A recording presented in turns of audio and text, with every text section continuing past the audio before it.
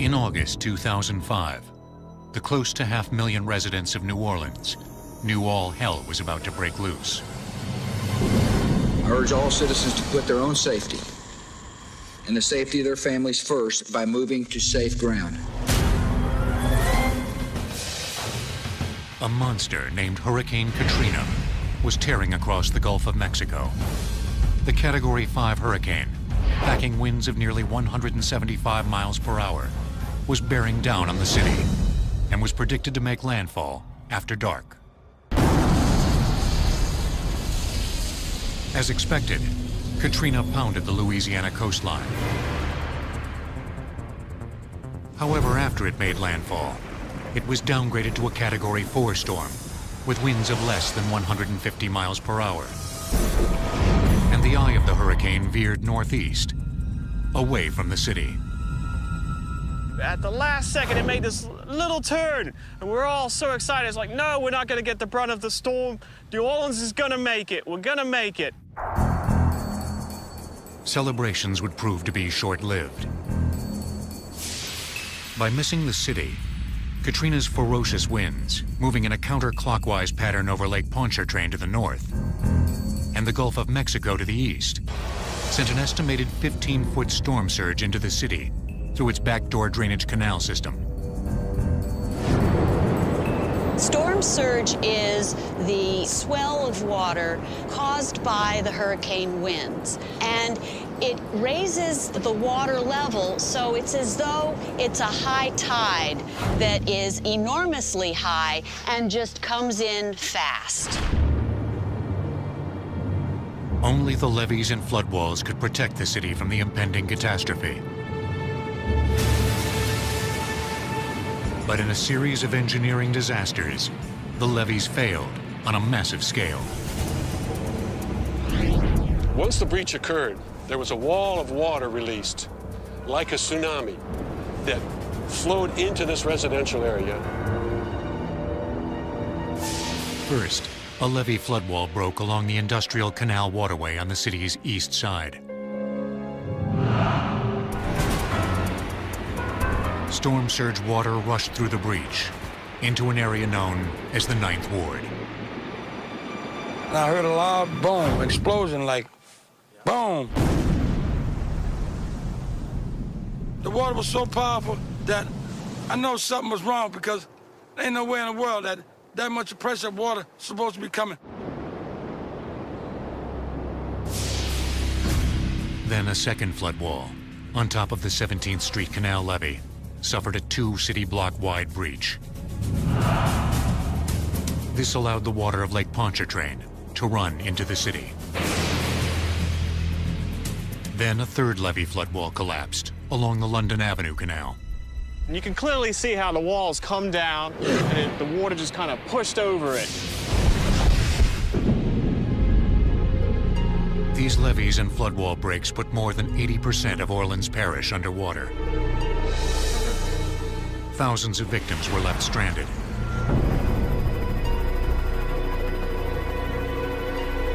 We are dealing with one of the worst natural disasters in our nation's history. With the city submerged, New Orleans' system of mammoth water pumps, used for more than 80 years to drain the city, was of little use.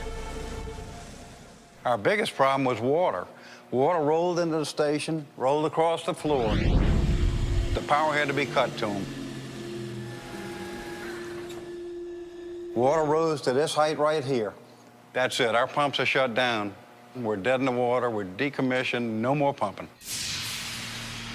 But the flooding wasn't the only disaster Katrina visited upon New Orleans. Despite evacuations, up to 25,000 residents remained in the city. Many fled to the Louisiana Superdome, a structure built on higher ground and supposedly engineered to withstand hurricane-force winds. However, most of its roof was ripped apart during the storm.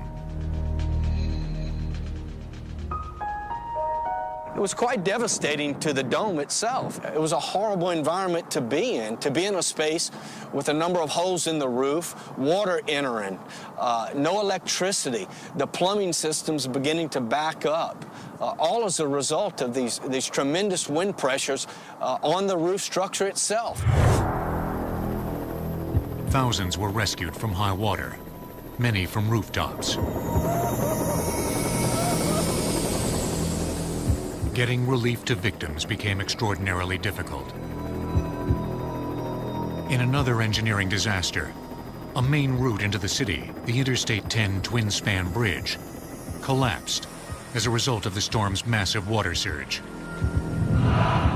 This is what the bridge looked like before Katrina.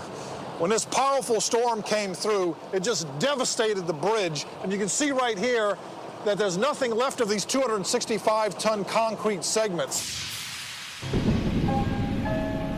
The city was left with no power, scarce drinking water, dwindling food supplies, and incidents of looting. Hey, drop! Up to 1,300 victims did not survive. New Orleans looked like a third world country.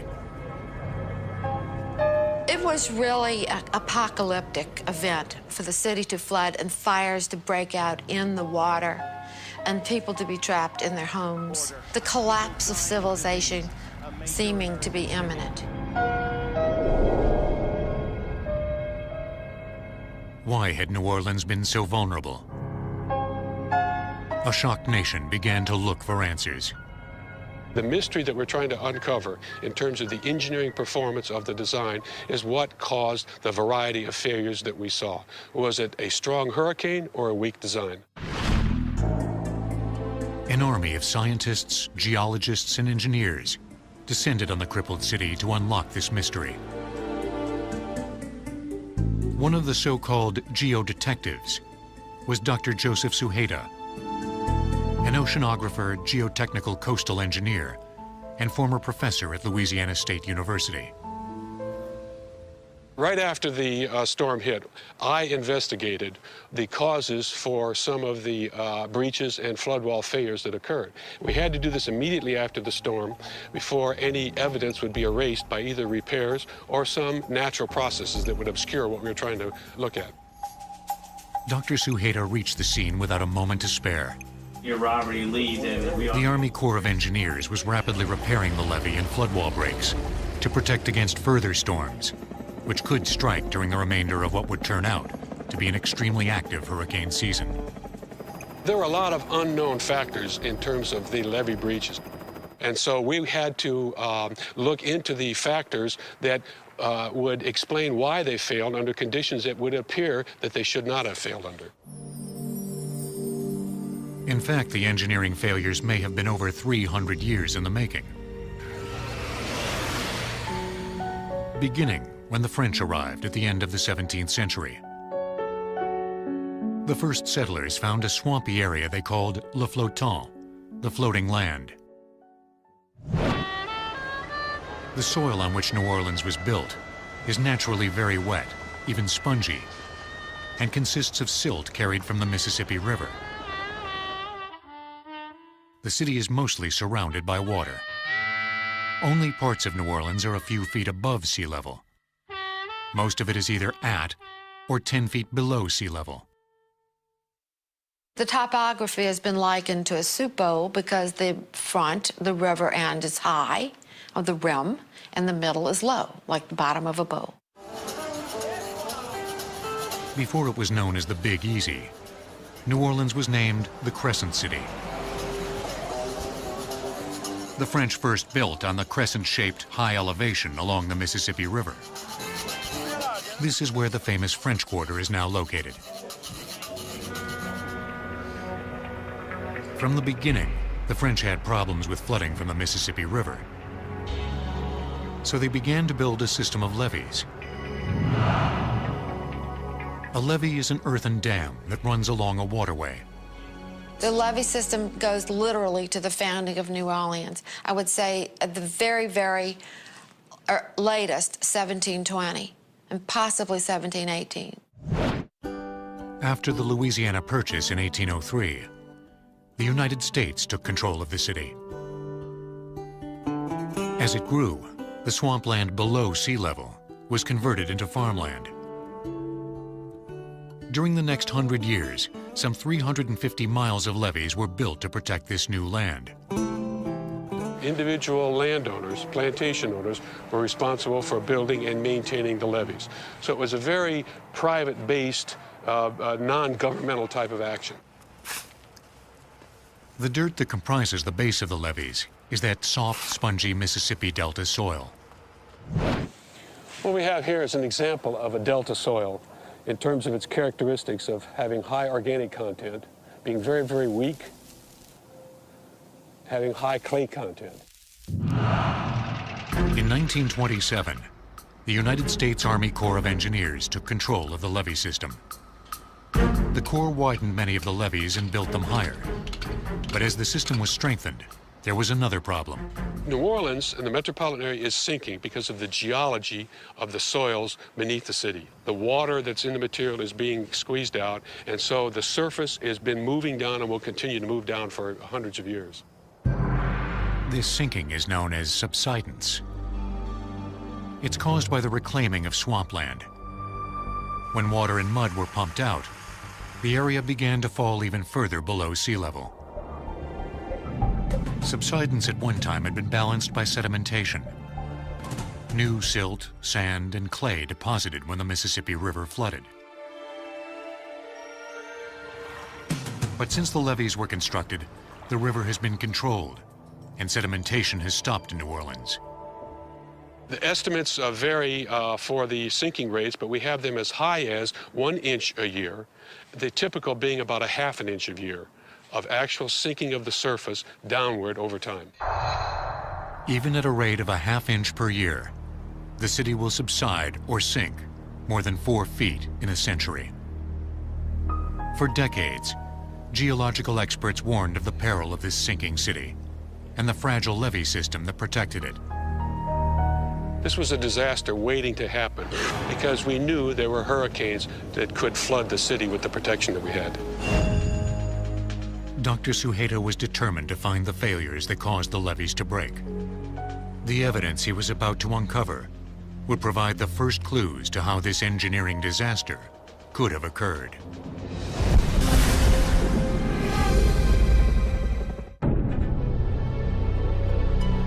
Weeks after Katrina wreaked havoc on New Orleans, the city remained mostly underwater.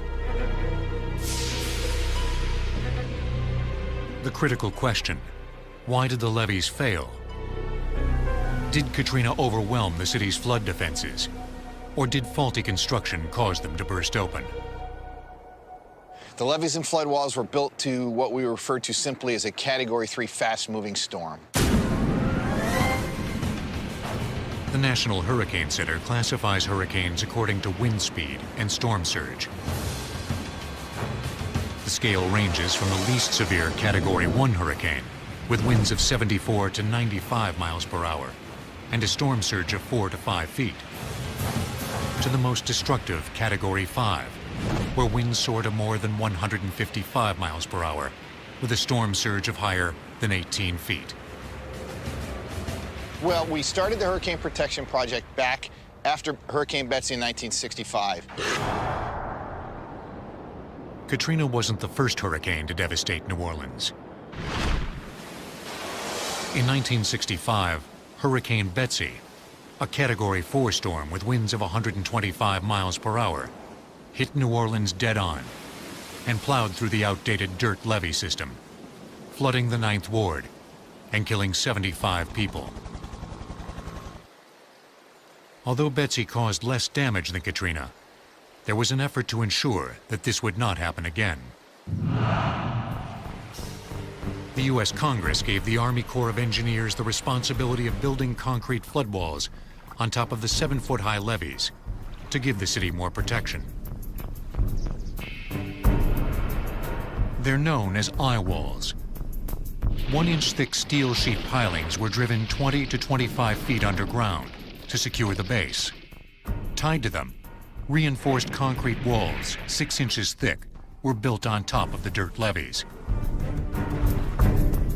However, the Army Corps constructed only 8-foot-high flood walls on top of the levees, for an average total of about 15 feet of protection. These could contain only a Category 3 hurricane storm surge. To fully protect the city against a Category 5 storm surge, critics warned higher flood walls should be constructed. The Army Corps of Engineers in New Orleans was only authorized to build a Category 3 protection type system by the Congress of the United States. A Category 5 would have required different authorizations and extremely high amount more of funding. Katrina was a Category 4 storm, with an estimated surge of more than 15 feet. Geodetective Joseph Suheda uncovered evidence suggesting one floodwall failure was caused by the action of the water overtopping it. This occurred on the east side of the city, at the Industrial Canal. It was a condition like this where the water would come over the top of the flood wall and actually plunge down and scour at the base. And here below me, you can see what is remaining of the pit that was scoured out by the flowing water. And that scouring action would continue as long as the water kept flowing over the top of the flood wall. Scouring occurs when floodwater pours over a wall, like a waterfall. The force of the falling water from the top of the flood wall scours or digs out the dirt along the wall's foundation, undermining it and causing the entire wall to collapse from top to bottom. After the breach occurred, there was a wall of water released. It would be hundreds of thousands or millions of pounds of force. The water was unbelievable. They had cars and everything washing down it. Just everything in its, taking everything in its path, cars and everything popping up from the surface and everything. And I never seen nothing like that in my life. It was unbelievable. Ninth Ward resident Palazzolo Simmons lived just a few blocks from the Industrial Canal levee when it failed. His home was totally destroyed. I was right inside of here when that storm come through here, and I could not been here talking to y'all. Could have been dead. The water was so deep I had to swim from one rooftop to another rooftop. I was stranded for 3 days. 3 days with no rescue help whatsoever. I got out of this area. A guy came in with a boat, rowing a boat. He seen me, and he came pick me up. Palazzolo Simmons was lucky. He survived. In his 9th Ward, which was hit hardest by the storm surge, miles of homes were destroyed. In another part of the city, a more insidious culprit caused the massive failures on both the London Avenue Canal and the 17th Street Canal. The very building material of the levees themselves, the soil. As we can see here, the flood wall is in place. It's vertical, it's got a nice clean edge. We don't see any of the breaking or bending that occurred in the Industrial Canal. And that's because the mechanism of failure was different. In this case, the soils that were holding up the flood wall were saturated by the storm surge, weakened, and failed, and then slid and raised up, pushing that soil mass and the flood walls into the homes. This is known as heaving. As Katrina's storm surge filled the canal, water pressure rose in the soft delta soil underneath the floodwalls. When the rising pressure and moving water overcame the soil's strength, it suddenly shifted, taking surrounding material and the floodwalls with it. This is an extraordinary situation here. What we have is a piece of the original soil that was holding up the flood wall that was about 40 feet to my right along the 17th Street Canal. So this material here was actually alongside the channel at one time. It got displaced and lifted upward. This fence was slightly outside the area of the flood wall. So we've seen a movement and an uplifting of the soils by about 40 feet. This movement might have been prevented if another engineering failure had not occurred. The steel sheet pile bases, driven 20 to 25 feet underground, gave the flood walls insufficient support. A deeper sheet piling would probably have anchored the flood wall in much stronger soil. If the soil movement takes place below the bottom of that sheet pile, then the sheet pile is really passive and doesn't protect from the soil motion. And that's what happened at the 17th Street Canal. But if the soil is strong enough, then the sheet pile actually holds up the concrete wall. Along the London Avenue Canal, the Army Corps of Engineers is repairing the flood wall breaches with deeper steel sheet pilings. Perhaps they'll prevent a catastrophe of this kind in the future. These are the old sheet piling underneath the flood wall. The new sheet piling we're driving are 79 feet, are these big ones right here, and these are the old ones, which are 22 feet. It's a much stronger sheet pile section than the old sheet pile. Another repair the Army Corps has undertaken is the replacement of the old eye walls with what are known as T-walls.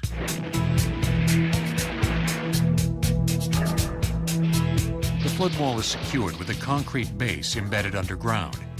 Attached to the base are steel sheet pilings of up to 70 feet deep.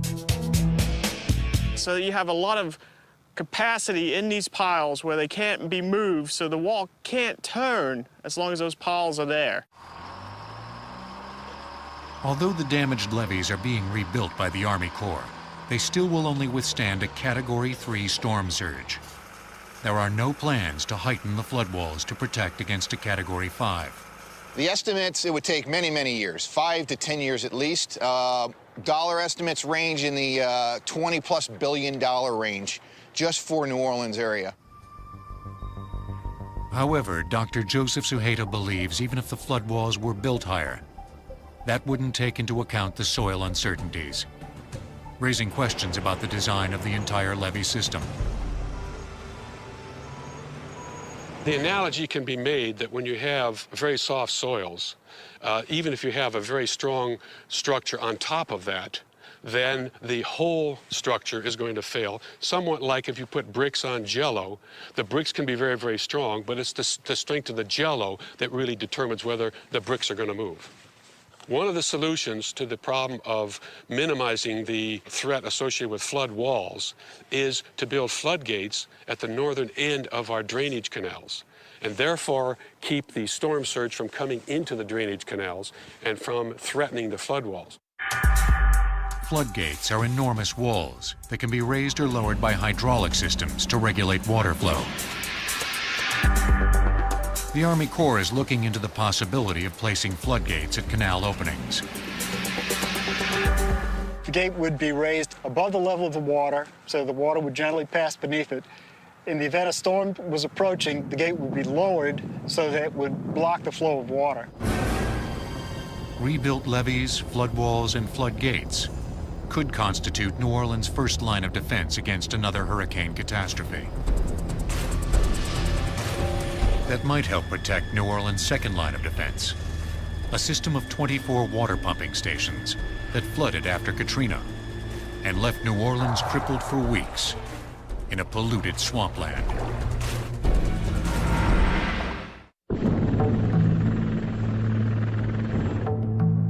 For more than 2 weeks after Katrina hit, New Orleans remained underwater.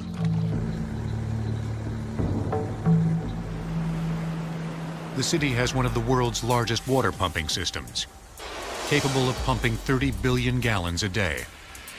But because the levees failed, the pumps, located below sea level, became inundated with floodwater. Water's coming in, first time ever. Electricity and water don't mix.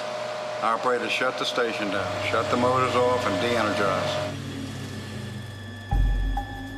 Not only were the electric pumps immobilized, pump workers literally had to swim for their lives.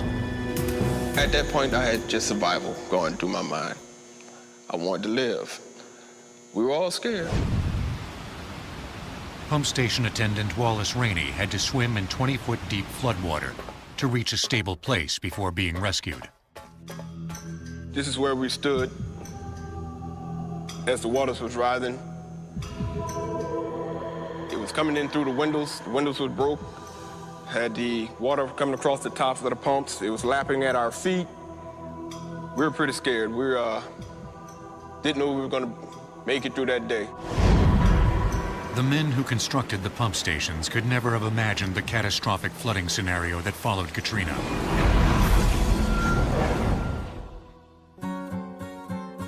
For centuries, New Orleans had attempted to deal with water accumulation problems.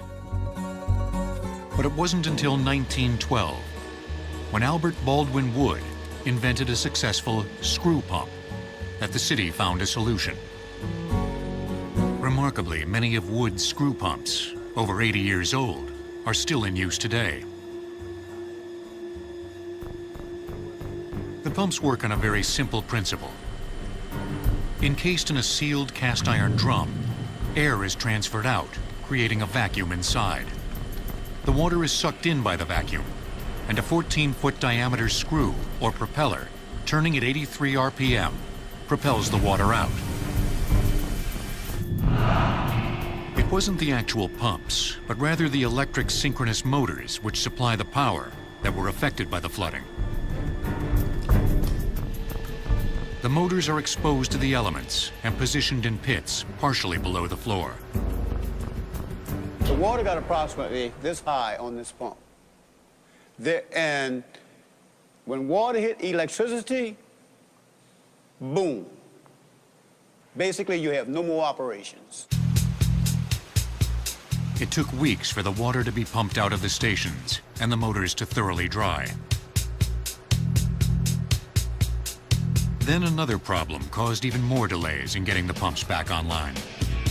We look at this station and a lot of our other facilities as working in an actual museum, because you could look at these pumps and motors and they are extremely old. There's no manufacturer to go back to for these particular parts. So you're looking at either fabricating them yourself or going to another fabrication shop to have that done. The city's Sewerage and Water Board is preparing its pump system for future flooding. Already there are a few prototypes in place to shield and protect the pump's electrical motors. After the hurricane, the water was approximately here. It inundated this pump. Over at this pump, the water didn't get into the workings of the pump. It's called a sealed pump. This pump was able to be started when we got here. This is a possible solution for a situation, if we ever have it again, that's as traumatic as the storm flooding the city. Another remedy is to elevate the entire electric system, which runs the pumps. This has already been accomplished at one station. Some of this equipment is in the basements of some of these pumping stations. That equipment possibly needs to be higher, so that if we do get a situation where we need the pumps, and there's a lot of water in the city, that this equipment stays dry. It took 21 grueling days to pump out New Orleans. But if the pumps hadn't been flooded, would the city itself have stayed above water? If our drainage pumping station had not been damaged and the levee breach could be stopped in its early stages, it would take 12 to 20 hours possibly to pump out what ran in during that time. Instead, standing floodwater left the city in an uninhabitable soup.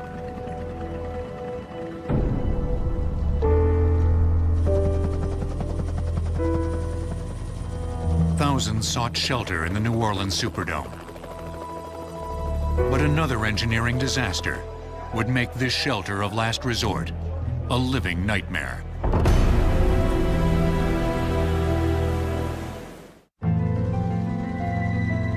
With thousands of survivors left stranded in floodwater, the Louisiana Superdome became a shelter of last resort. This is a football stadium. It's not a hospital. It's not a hotel. We're equipped to handle people for 4 hours, not 4 days. Conditions deteriorated rapidly after Katrina's 145-mile-per-hour winds ripped apart the Superdome's 9-acre roof. Hurricane-force winds began to cut, pierce, and slice this roofing system, resulting in something similar to an onion, beginning to peel back the layers. First the membrane, then the insulation, then the structural deck. Inside the Superdome, rain pouring in from the damaged roof shorted out the main electrical system. The dome had to depend on a backup generator. It was like living an epic disaster film. It's an unbelievable experience. So there's minimal lighting, there's no air conditioning, and it's just a matter of time before you lose water pressure.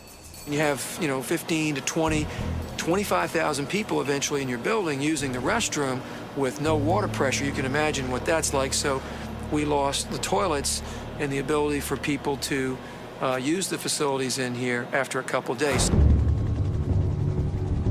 The Superdome was built to withstand winds stronger than Katrina's gusts. Yet the structure proved to be another New Orleans engineering disaster. Constructed in 1975, the 1.9 million square foot indoor stadium was one of the first sports domes of its kind. The stadium itself covers 13 acres. It reaches 27 stories at its peak and encloses a volume of more than 125 million cubic feet. Some 20,000 tons of steel and 150,000 cubic yards of concrete were required for its construction. And certainly the Superdome was built to the code at that time in 1975. The building structurally is very sound. So yes, it was built to withstand hurricane force winds. Why then did the roof fail when subjected to Katrina's winds? The engineering disaster involved not the structure's roof itself, but rather the surface that covers the roof. It's a rubber membrane over a 2-inch styrofoam-based material that is laid over a metal deck.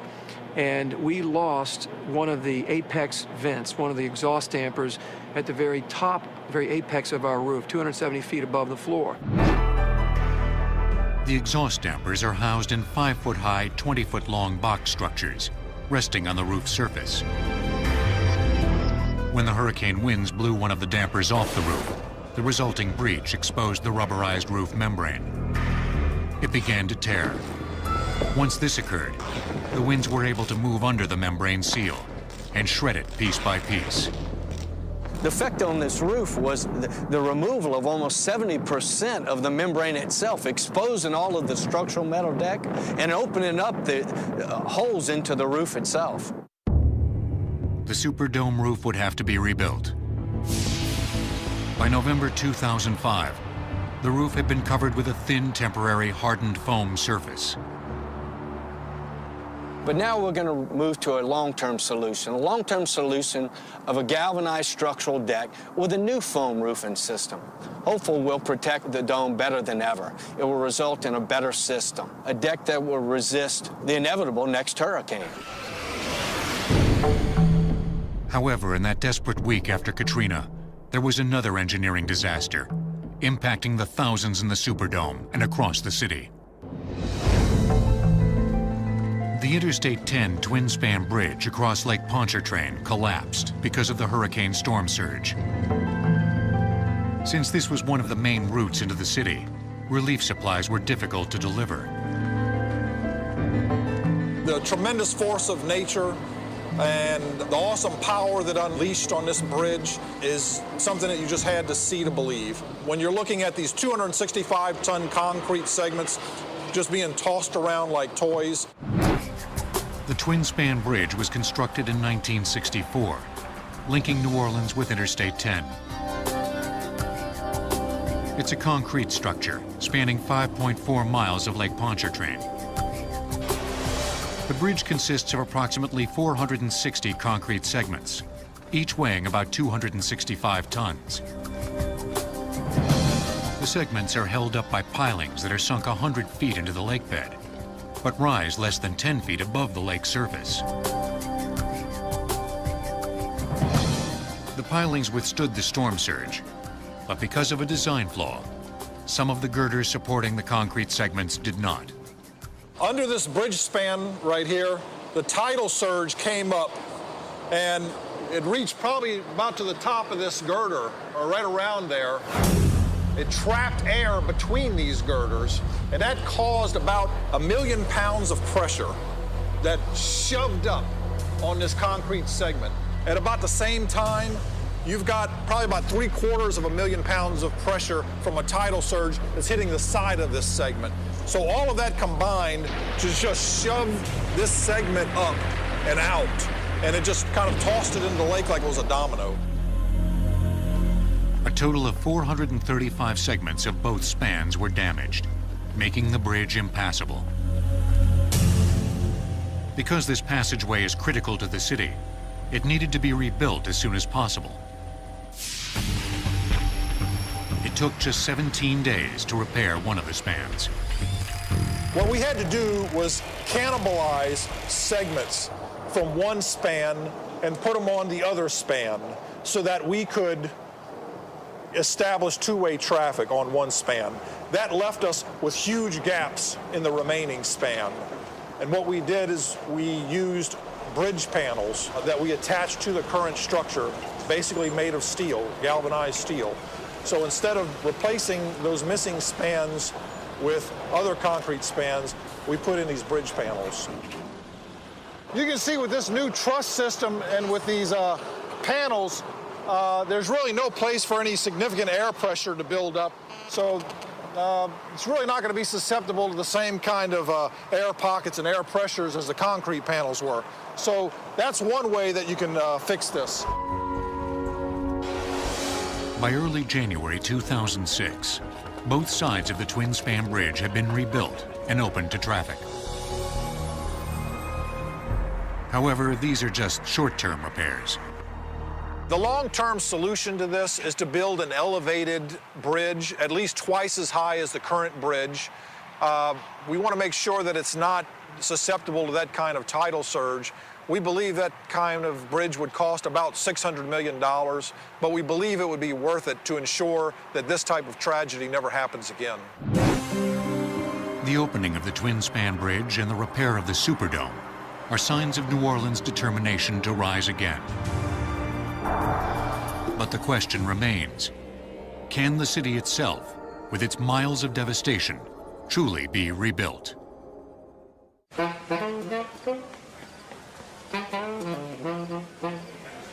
On Bourbon Street, the neon lights are flashing, and the booze and jazz are flowing. The Big Easy is making its best effort to come back. But the French Quarter is located on the city's highest ground and received the least amount of flood damage. Beyond it, vast areas of the city have been extensively damaged. To fund what is likely to be the largest demolition and rebuilding project in America's history, the mayor of New Orleans is asking for tens of billions of dollars in federal aid. But we are working very feverishly with banking institutions, with financial folk, as well as federal officials to secure a line of credit that will sustain us. But there is a looming, potentially cataclysmic crisis that may doom recovery efforts in New Orleans. Eventually what's going to happen is that the coast of Louisiana is going to be inundated by the Gulf of Mexico. Dr. Roy Daca, a professor of civil and environmental engineering at Louisiana State University, is now using high-powered global positioning satellites to develop true elevation points in the state. Well, this is a GPS measuring device. This is the antenna up here. What we're using this for is to figure out exactly how high we are above sea level, but more importantly, how low we are below sea level. And what that's been able to do is that it's shown us that the sinking is occurring much faster than what people had thought before, and it's occurring in places that we didn't know it was happening. Dr. Daca's results indicate the elevations of some areas have dropped as much as 2 feet since they were last surveyed in 1970. And the sinking continues. According to some estimates, within the next 70 years, about 15,000 square miles of land in southern Louisiana, known as the wetlands, could be underwater. The wetlands encompass a marshy region that acts as a buffer zone, slowing down hurricanes before they reach New Orleans. We're we're losing, on average, a football field every hour.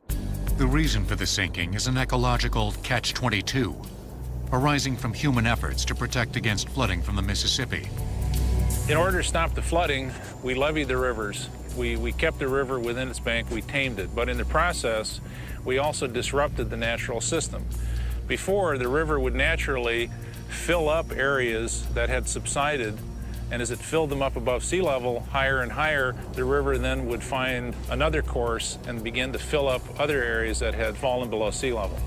In addition to the wetlands, Louisiana's other natural defense against hurricanes has been the barrier islands, which were part of the region's shoreline just a century ago. Katrina blasted right through them with Category 5 force. After Katrina, there's not much left of the barrier islands, particularly the ones that have been protecting New Orleans. Much of them has been washed away. When the barrier islands become diminished or disappear, then there's not that impedance there to slow the action of the hurricane down. Perhaps it was a fundamental design disaster to build the city of New Orleans on this land. Authorities are faced with an increasingly complex decision: whether to invest enormous amounts of time and money to attempt to completely protect the city with a newly designed and engineered levee system, or to simply patch and rebuild the existing system. This is not just a New Orleans problem, but it's the entire coastal problem. And that means what we need to do is to build some sort of structure that's going to keep the water out, building a levee that might span the entire coast. This would be the biggest engineering project in the history of the Earth. This would make the pyramids look like nothing. And so what we need to do is to start new ways of thinking, start thinking about building the Great Wall of Louisiana. But whatever the decision, the outcome for New Orleans may ultimately lie in the unpredictable hands of Mother Nature and her power to transform the Big Easy into a modern-day Atlantis.